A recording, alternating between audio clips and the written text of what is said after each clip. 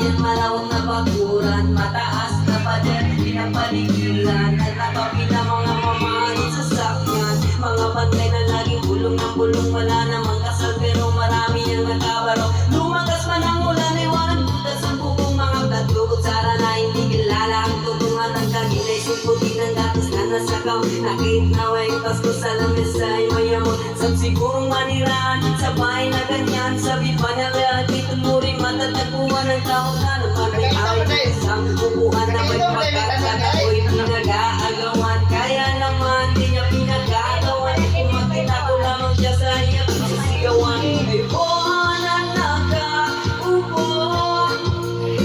Subukan nyo naman tumayo,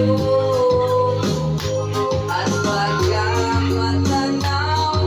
pagkamatanaw ninyo, tunay na kalagayan ko. Mawalang galang na po sa taong nakaupo, alam yung pampatakal ng bigas na binalipo noong ikinggang bahay namin ay pinaglakwing dawikero. Sabihin surang init, tunakaw na na yan na hindi kayang binigno pang lagay sa ilong, may pinakulong tubig.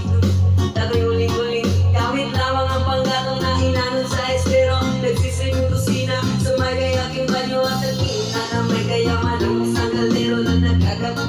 Aking ama ay sumiselo pero kulang na kulang pa rin. Kulang yung tigo tasin, ang 50 pesos na magkapon magkakasyahin.